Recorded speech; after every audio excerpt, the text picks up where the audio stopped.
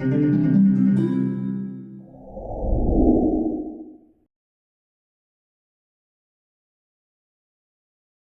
and welcome.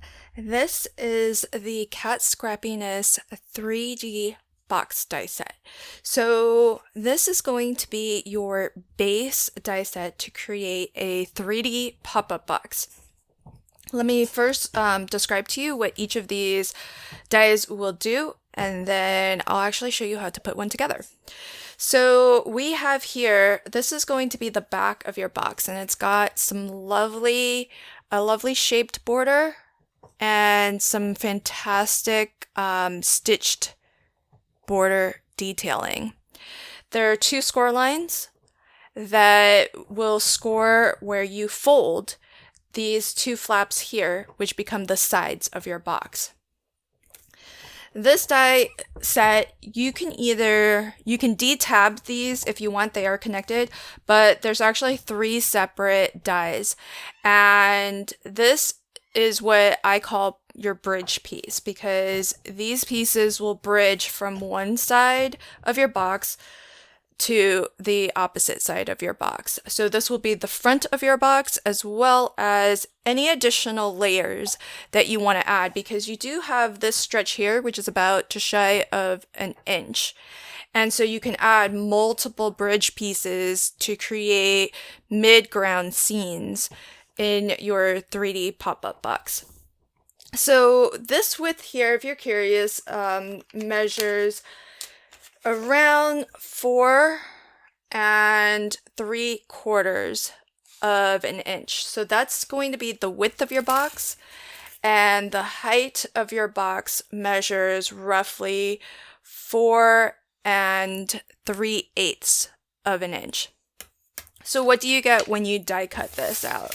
So I'll leave the dies here and I'll show you how this looks all cut out. So we have this piece. You can kind of see that stitched detailing. You can maybe see the score lines. A little hard to see on camera, but they are there.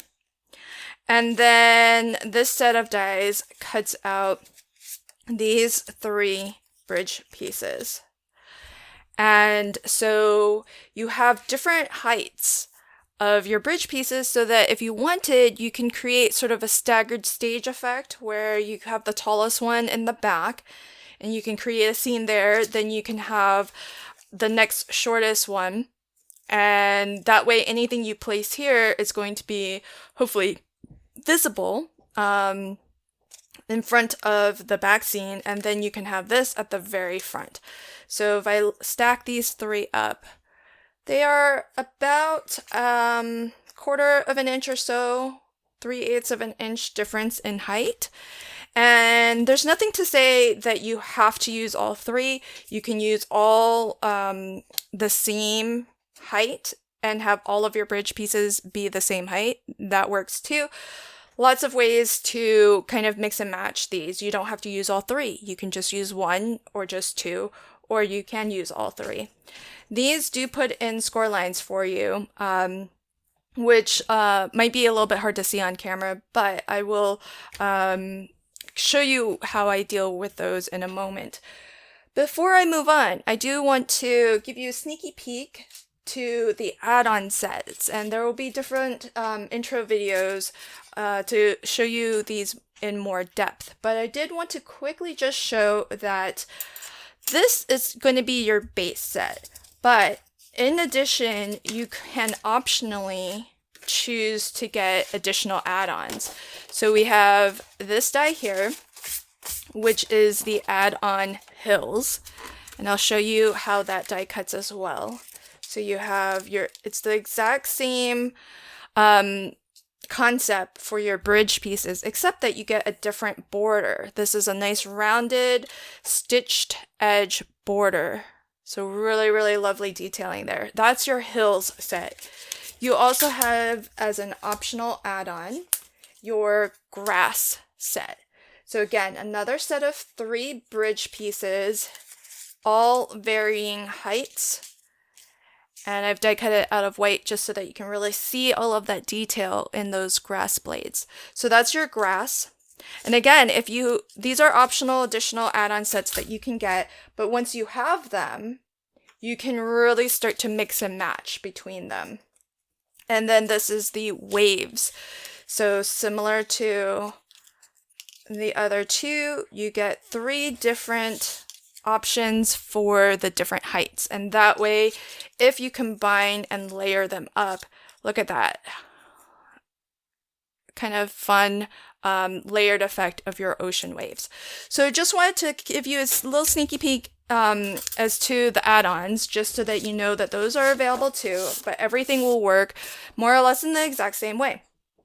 So one of the things that I like to do is I always cut these pieces out of heavyweight cardstock. I like for my card bases to be cut out of 120-pound heavyweight cardstock. And I know that this is a bit plain, but I'll show you some different options. So one, you could ink up your heavyweight cardstock and then get your color on that way. 2, you could die cut a second piece and layer on this back panel. As well, you can layer on your side panels. But I like to just start with a nice heavyweight cardstock so that because this is interactive, you know it's going to hold up to any wear and tear when people, if they fold it flat, pop it up. And so what I like to do, because this is heavyweight cardstock, I do like to reinforce those score lines. So I'm going to bring in my score tool here.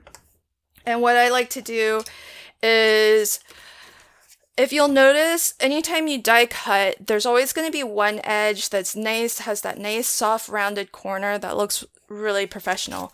Doesn't quite look as good on the back side. And so we want this panel to be the front, to be facing us. However, when you score a line, when you have that indentation, you actually want to score that as a mountain fold. So technically, this is scored and indented in for us this way, and you would normally want to fold this downwards. However, this being our box, these side flaps actually need to fold towards us. So in order to get the score line scored properly, I'm just going to flip it to the back side and just reinforce that score line.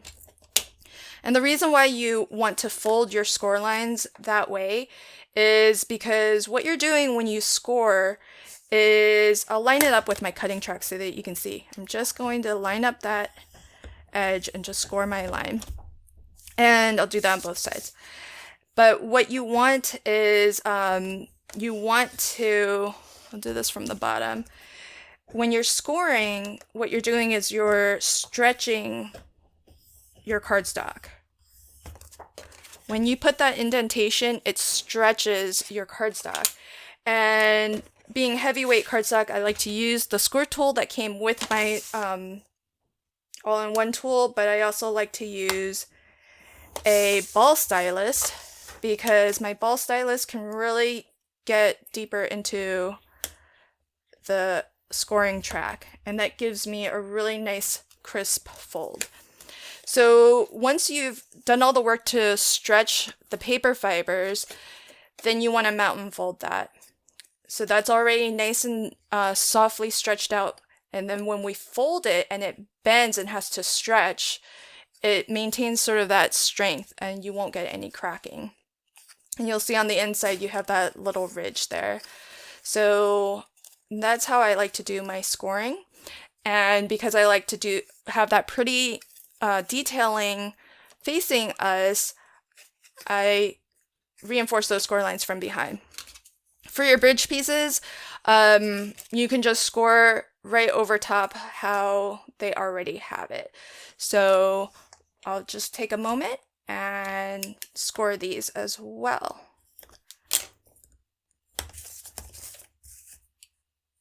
And you don't have to use 120-pound weight cardstock if you don't have it, but I would use, unless you're really planning on layering up quite a lot, I would try to use the heaviest cardstock that you have, because this is essentially going to be the base of your card that you want to build everything else on top of. And if you plan to attach a lot of scene elements to your pop-up box, then you want this piece to be strong, because your scene elements are going to get attached to these bridge pieces. So I'll put these score lines in and just reinforce those. The die does put the score lines in for you, but like I said, this is an optional step of just reinforcing it, especially if you do use a thicker cardstock like I do. Okay, so now you have your pieces. You just want to fold all of these as mountain folds.